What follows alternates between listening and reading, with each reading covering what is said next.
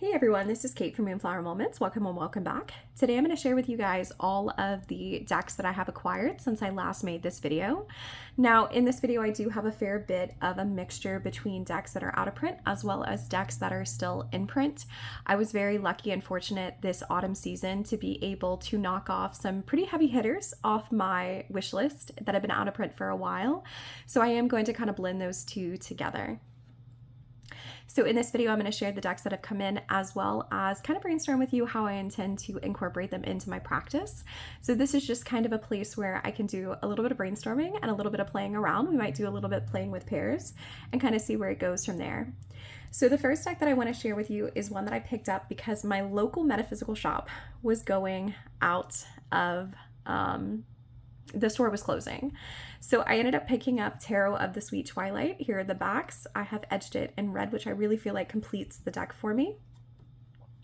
So all of the tarot decks were 30% off. And so I went on the very last day they were open to see what they had in stock. And this was a deck that I was sitting on my couch and I read that it was going out, the store was closing. Nothing was going to be open after a certain day. And I remembered that they had this deck in stock. And I said to myself, if they still have Tarot of the Sweet Twilight, like that is why I'm being called to that store at that moment. And so I gathered up my husband. He likes to go to the store because they have a really amazing collection of crystals. And they did still have this deck. I remember them having it a few months ago, and you know, they just don't sell stock very quickly. But they literally had like dozens of tarot decks and oracle decks and just a really good selection. So I'm happy that I was able to snag this one and snag it on a great deal. But I really was very interested in this deck through Candy showing it on her channel. Candy talked a lot about how these faces just looked like beautiful doll faces. And I really think that this is one of the most expressive decks that I own. The faces are just so beautifully drawn. And I love a Lo Scarabeo deck because I love a deck that just has a slightly different meaning than a traditional RWS. I feel like every Lo Scarabeo deck I bring into my collection encourages me to learn and see tarot from a different perspective. And so I did play around with this one right when I first got it. I love this card with the Seven of Swords. Everything feels like so sharp and pointy here with like the butterfly wings being so angular. Like I said, I love a deck that kind of teaches me something new. So when I got it, I used it really, really intensely for about 2 weeks. And that was before the start of Scorpio season. I was still kind of going over some heavy processing from my tower moment over the summer. And so I feel like this deck definitely held space for it through the expressions of the people. And so I definitely intend this deck to be one that I go to when I need space held for me. There's something really enchanting about slipping into this world and knowing that these individuals will hold space for you. And knowing that, you know, when you tell them your stories and you are journaling and you are really kind of having a very deep and intense, like introspective tarot moment, that it's almost as if those faces are looking back at you with that same level of concern and intensity and kind of matching that energy. So I find this artwork to be very evocative, and I definitely am going to continue turning to it for some of those emotional moments. But in general, this is totally my art style. I just really love it. So that was Tarot of the Sweet Twilight. The next deck that I purchased on that store closing trip was the Scorpio Sea Tarot. I really love the deck Raven's Prophecy, and this deck was created by the same creator, the same author. And at the time that I purchased this deck, I was actually going through and reading Raven Boys, which is the book series that inspired Raven's Prophecy Tarot. And since this was created by the same creator, I thought that I would go ahead and give it a shot because I was really enjoying the writing. I was really enjoying Raven's Prophecy. Raven's Prophecy had just went out of print, so I had some concerns about this coming out of print as well. And so I ended up picking it up just kind of out of curiosity and out of kind of a sheer hunch that it might work for me. Now, at that same time when I picked it up, I also had some other decks come in. A fellow YouTuber had sent me a beautiful collection of decks. And so this one kind of got pushed to the side just a teensy little bit. And so I haven't had the opportunity to really kind of dive into this. So this really kind of is like a fresh new deck in my collection, trying to figure out how I'm going to use it. I really haven't had much experience with it. I've done like 1 or 2 readings, but it's still very, very brand new. Now, I do have a feeling that it'll pair very well with Southern Gothic. Let's see if I can fit this on the screen.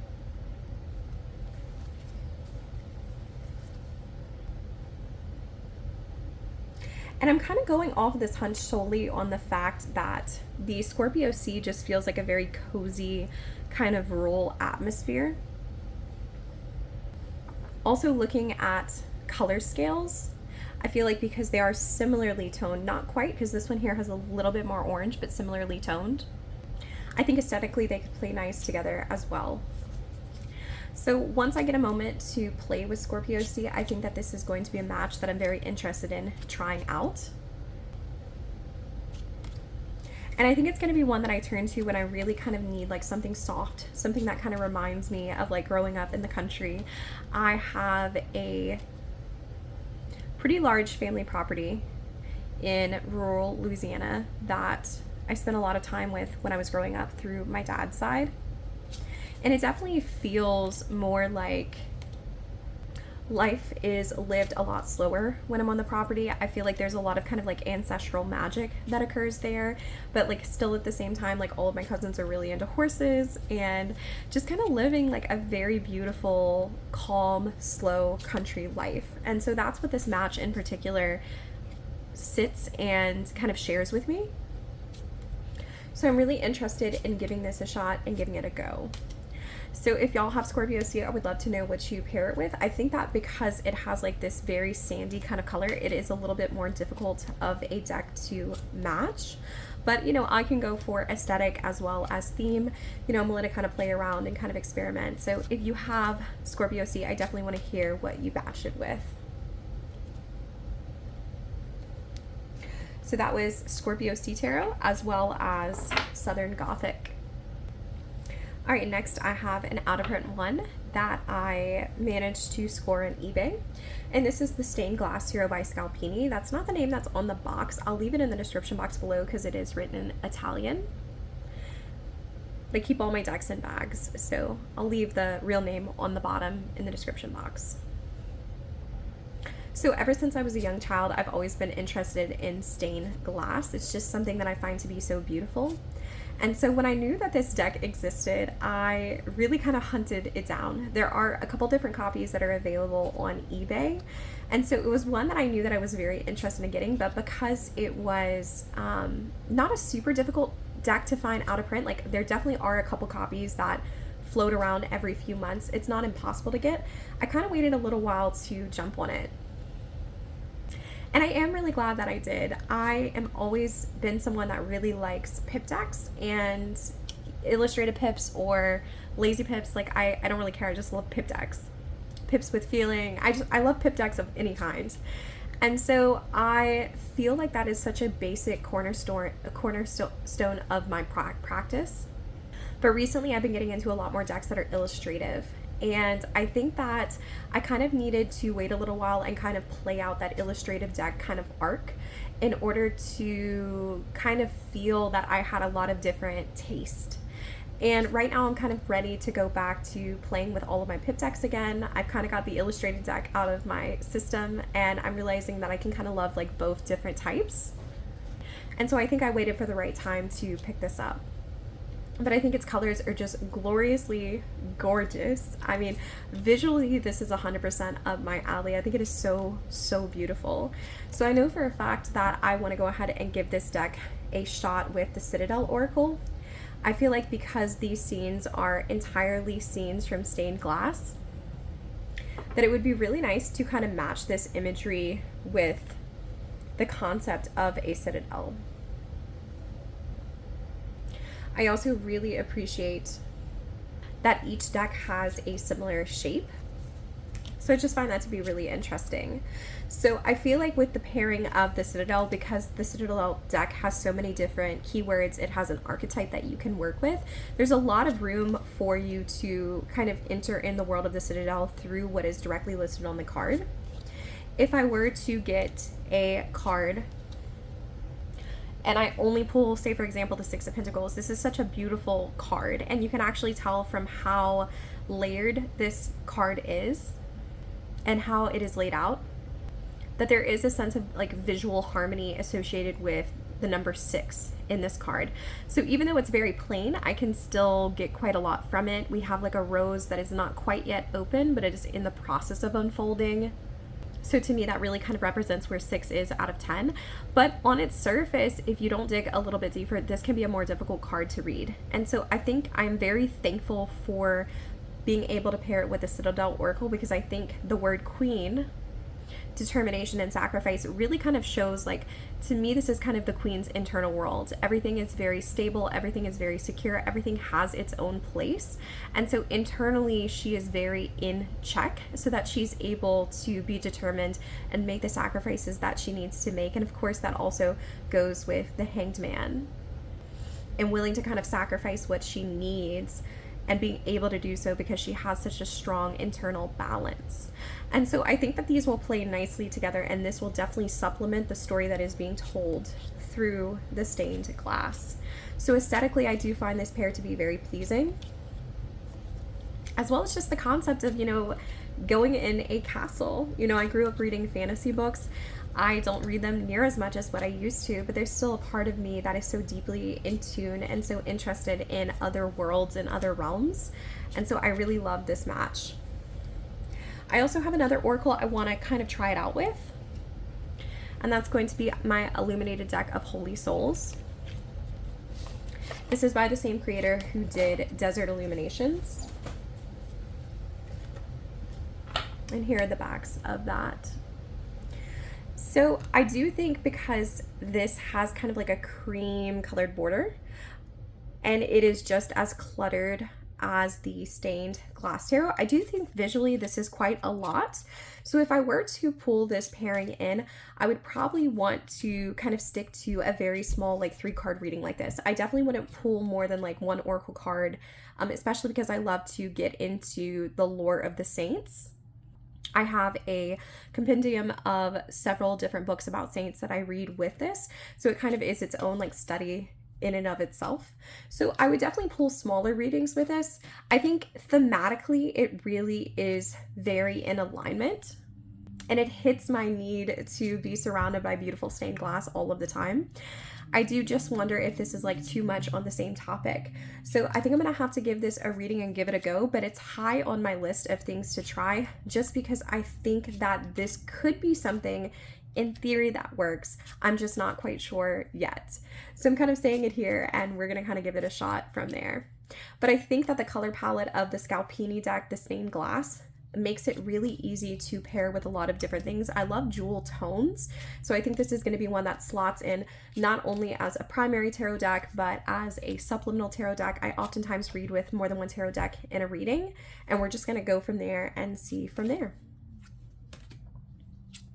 So this was the Stained Glass Tarot by Scalpini. I'll put the Italian name down below, as well as the deck, the illuminated deck of Holy Souls, which I believe she may still have a copy of this in French. I'm not 100% sure.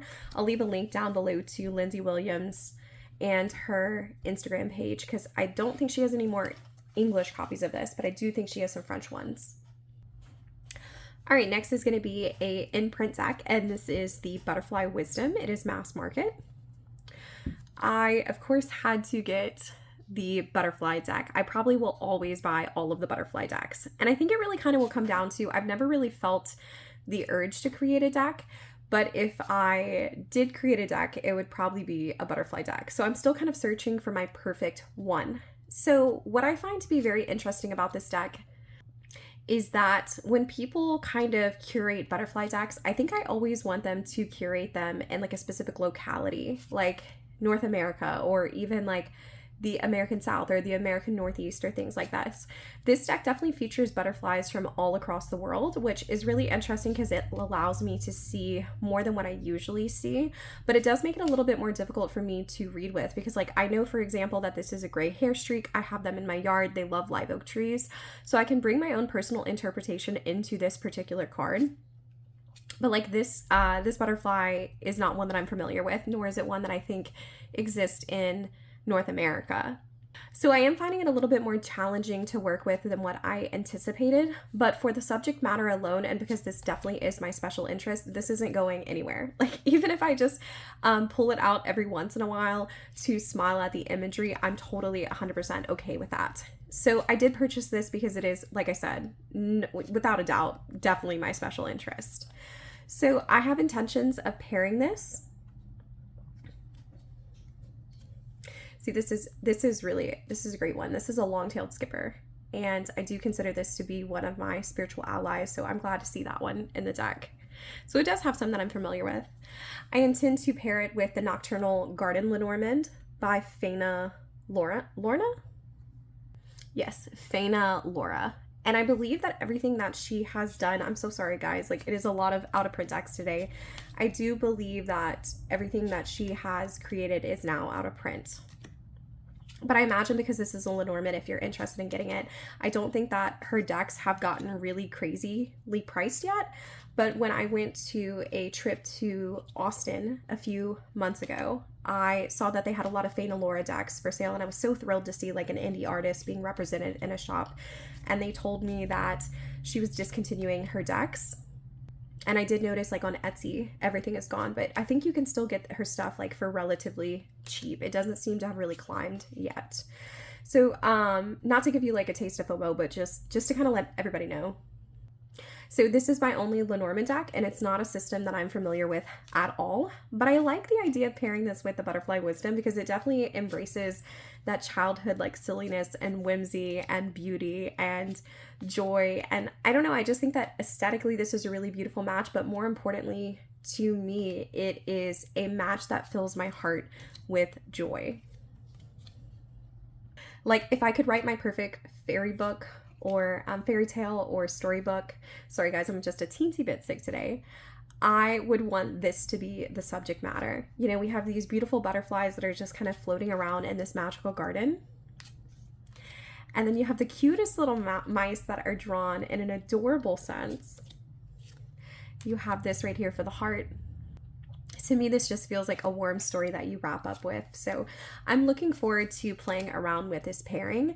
I think that, like I said, it's going to bring me a lot of joy from a very inner child place. So this was the Butterfly Wisdom Tarot. If you order this off of Etsy, you can get a signed copy of it. So I do have a signed copy, and it's the regular price as the mass market. So the creator does offer that if you're interested. And then the Oracle was Nocturnal Garden Lenormand. Okay, next I have one that I lusted over for quite some time, and I think I have the perfect pairing for. I'm so excited to show this to you guys. So this might be my absolute favorite pairing of the year. Definitively might be calling it that. So the deck that is new is going to be the Vinci Tarot. I have the first edition. I saw that Macari had given me a $10 off coupon, and I really wanted this deck. And so I purchased this as a first edition because it's just what was on sale on Macari, but you can still purchase this on Amazon. I think it is still in print from my understanding. So this is a deck that is created from Da Vinci's artwork and sketches. And I do find this to be incredibly beautiful and incredibly compelling. Like, I absolutely adore rough sketches like this. I really kind of want to get a painting or a sketch in my room that is similar to this kind of style. I find it to be very evocative. The keywords are slightly different, like the suits are slightly changed, of course, because it is a curated art deck, but I still think 8 of Air confinement with this image makes sense in my mind. Everything feels very clustered and very kind of tight together, so I think that that still checks out. 9 of Earth for roots. This is one of my favorite cards out of all of my tarot decks. I just find it to be so beautiful. So I thought with a border like this, the first edition, which is what I have here, has the border. From my understanding, the newer editions that you can still purchase from Amazon, they're not going to have this border, but they will still have like this artwork. So like this border is just kind of chopped off and the artwork is like expanded. But I thought because it had the border, I thought I have another deck that has a border just like that. And so I went ahead and paired it with Somnia And like I said, I do really think that this is my favorite pairing of the year. So I want to gush over how just absolutely stunningly gorgeous this is. There we go. I love this so tremendously. I cannot express it. I posted this on my story. I got a lot of people that had commented on it on Instagram, and I was like, okay, so like I'm not imagining this. Like this really is a stellar match. And so in the morning when I was eating breakfast with my husband, and I was like, come see, I want to show you like the most beautiful match of all. And you know, like I very rarely like show him the tarot matches or whatever, because like that's super like nerdcore, but I literally told everyone that I know who knows what tarot is about this match, and I'm genuinely just so excited about it. Somnia to me has always read a little bit cold and a little bit detached, and I truly think that's why people love it. But there's something about having a keyword on this tarot deck that roots it to where it almost acts as if like kind of like a perfect oracle for me. But since Somnia feels so expansive, it's like I do have the keyword if I need to root Somnia in something. But since it's a tarot deck, I don't necessarily have to root it. Like I can honor Somnia by keeping the message open-ended. But of course, since Somnia kind of explores the dreamscape, it almost feels as if to me, these two individuals off to the side, the Three of Swords and the Nine of Swords, it almost makes me feel as if what they're seeing is this almost beautiful ethereal figure in the middle of them, and it's like this is their guide that is helping them through these situations. So that is how it is reading to me. It's almost kind of reading as like ethereal guidance, almost as if these are kind of the guides that are assisting these individuals through their pain, their struggles, things like that. I really love this for Six of Air as flowering, and then you have the Ace of Cups here, and then the Hermit that is kind of going through the water. Like I said, it feels as if this is what is happening on the outside, and this is what is happening in the mindscape. So I think it adds that extra layer that Somnia as a photographic deck has always really kind of needed for me. I could gush about this pair forever, but in my mind, it's the perfect match. And like, look at the similarities between the shapes.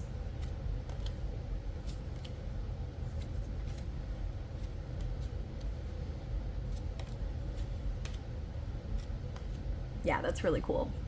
So this was the Vinci Tarot. Like I said, the new edition doesn't have borders, but I know the new edition of Somnia doesn't have borders too. So I don't know if anyone gets that. I would love to see what it looks like. I think that's just really cool.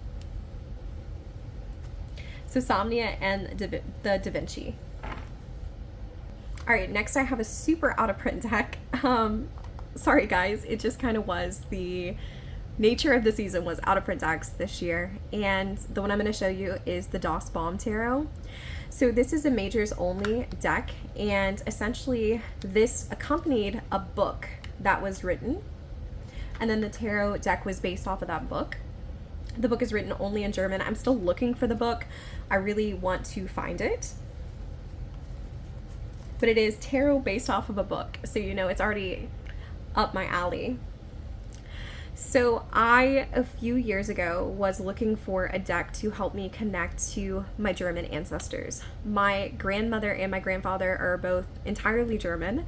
My grandmother grew up in Germany, so I have a very strong German lineage, and I wanted to have a tarot deck that reflected that and reflected the artwork that I saw on my grandmother's walls when I was growing up, the storybooks that my grandfather read to me. And so I purchased this absolutely off of sentimental reasons. I feel like this is the deck more than anything that makes me feel closer to my ancestors. And so even though it is only majors only, I don't care, I don't mind. This is a deck that I'm happy to use for ancestor work when I do dip my toes into that. I think the artwork is absolutely stunning. If anyone were to recreate this and make a deck of 78 cards, I would just be thrilled. The person who illustrated this could make an oracle deck. I would be excited. They could make a playing card deck. I'd be excited. This is 100% the definition of my aesthetic. Now, as you can see here, there is a word off the bottom. And so all of these individuals are based off of particular trees.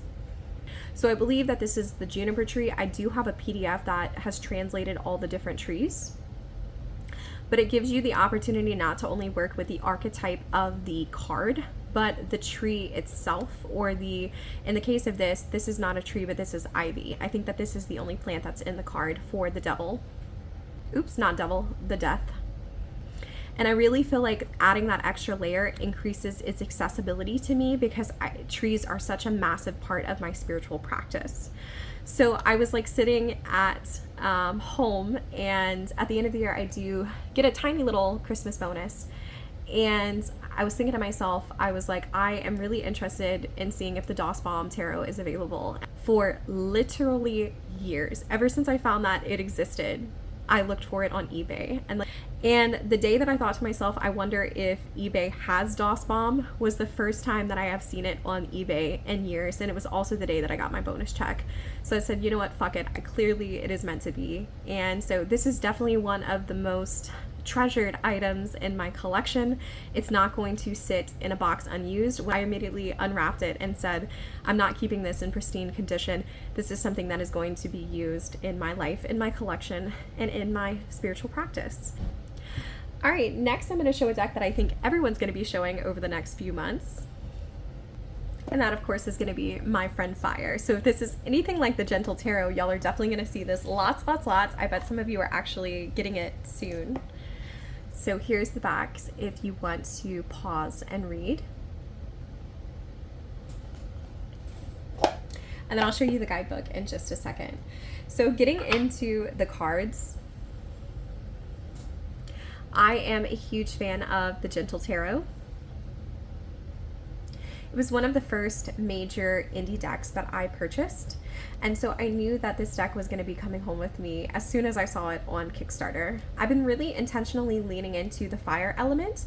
So this is 1 out of 5 of the elemental oracle decks that Mari in the Sky is going to create. And so I felt like if I didn't purchase any of them, I needed to purchase the one that was directly related to themes of fire, because it is really underrepresented in my chart. It is something that I'm always constantly thinking about. How can I add more fire to my life?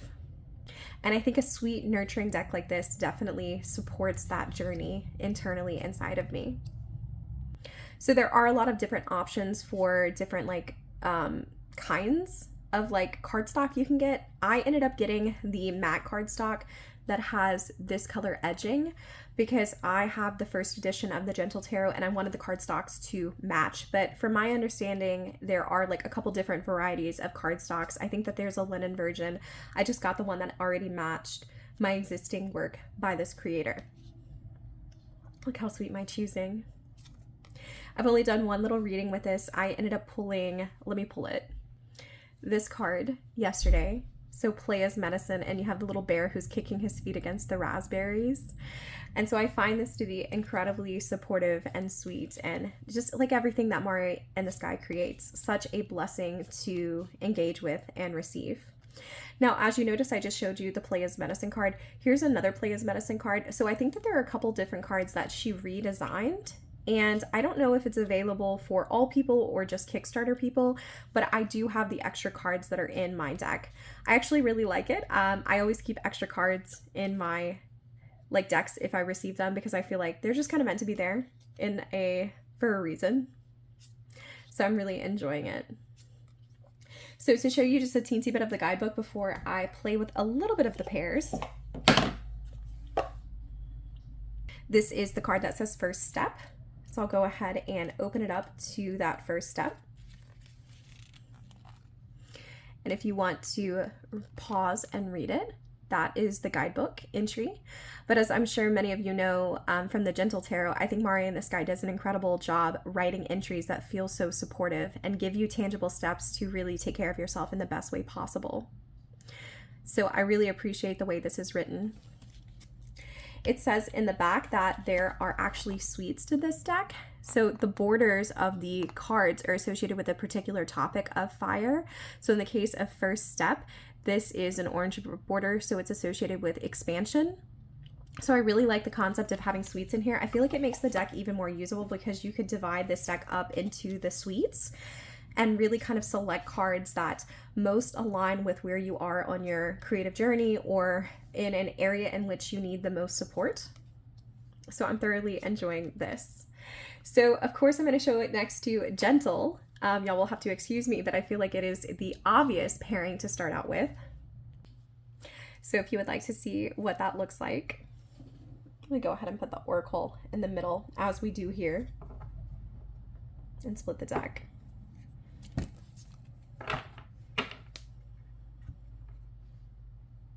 As I'm looking at it, the gilding doesn't like quite match, but that doesn't necessarily bother me. I know that she said in her Kickstarter she was having a hard time getting the gilding right because a lot of times the gilding is created in small batches, so it's very difficult to replicate. Five of Wands, Path of Ease, and then the Lovers. It's incredibly, incredibly impactful. Eight of Cups, Seeds and Sprouts, and the High Priestess. Seems like all of the work is very internal in that sense, but you're making steps towards making it external.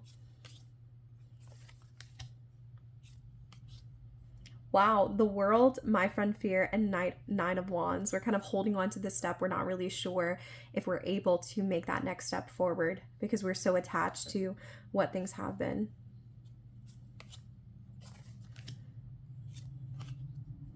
The Moon and Submerge is really beautiful.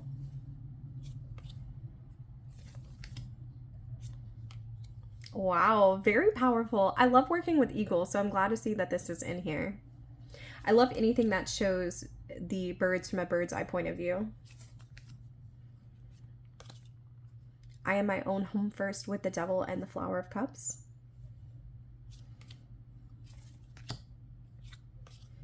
The Hierophant, The Fire is Calling, and Ace of Thunder. Beautiful. So I'll show you a couple more.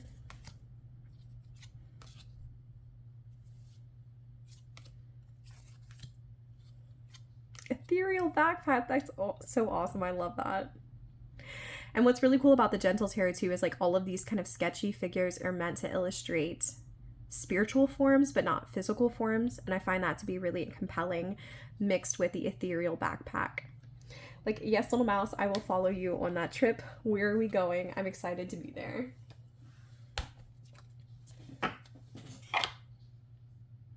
I look forward to seeing everyone kind of play with the pairs with My Friend Fire because I think it does play so nicely with so many different decks.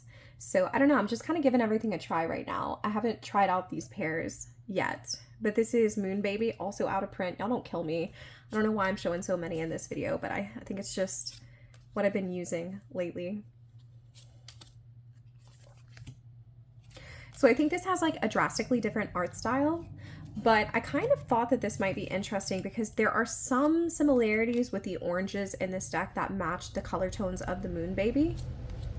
So I thought it could work. I've been really looking for an Oracle deck that'll play nicely with the Moon Baby because it is such a limited color palette.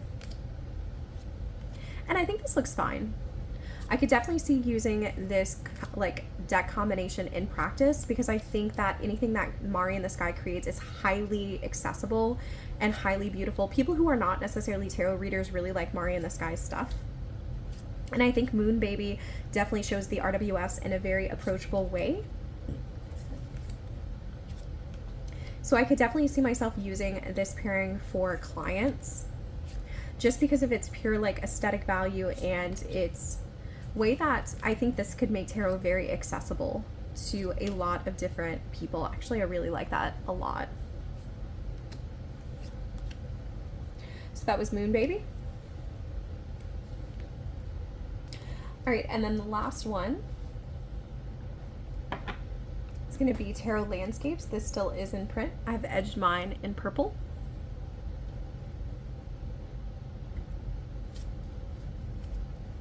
Oh, I really love this match. I had a feeling that this one would really work because, like I said, I'm a huge fan of jewel tones, so it's something that I have a lot of in my collection. Oh, look at that. Okay, so we have Ace of Cups, Play as Medicine, and King of Cups. That is really, really darn sweet. I can tell already that this card is going to be one that stalks me in this deck. Sometimes you just have a feeling.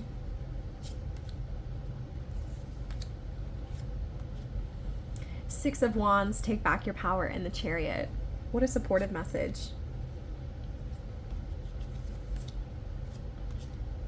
The Divine in Me says, and then the Page of Wands. This is really cool to act as the Oracle kind of acts as a link between the animal world and the landscapes, and the very kind of human connection to those landscapes. That seems to be the major theme that comes through in Mari in the Sky's work. It's why I'm such a huge fan of her, is that she doesn't just think of us as like humankind, but she really does consider us to be part of this larger landscape and explore what does it mean for us as humans to be part of that. What is our role? What is our responsibility?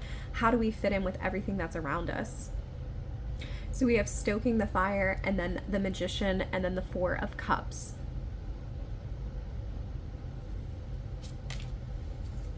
All right, so I think that's my little playing with pairs with the Gentle Tarot's Oracle. I said that wrong. The Oracle created by the creator of the Gentle Tarot, also known as My Friend Fire. So I'm excited to see this come out because I know so many people are going to play with this pair. There are a lot of people here on YouTube who have such infinite capabilities for making really beautiful matches. So I'm looking forward to seeing this on everyone's channel in the coming weeks and seeing what it ends up looking like and how people end up using it. So this was kind of a large one. I had definitely saved up a lot of decks for this video. So I'm going to go ahead and close it out, and I want to go ahead and say thank y'all so much for being here, for supporting my channel in any way. There are a couple ones in this collection I'm a little like still trying to figure out how to use, namely like Scorpio Sea. So if you have the Scorpio Sea Tarot, I would love to know how you use it. If you know someone who really uses it and loves it, I would love to see any content if you could direct me towards that, because I think that's the one that I'm like, okay, I really want to use you, I'm just not sure how you're gonna fit. So if you have any ideas, I would love to hear from you guys as always. So, and if you have any of the other decks and you enjoy using them and they've really slotted into your practice, I'd love to hear more about that as well. So like I said, I'm gonna wrap this up. I hope y'all all have a great day, and I'll see y'all again later.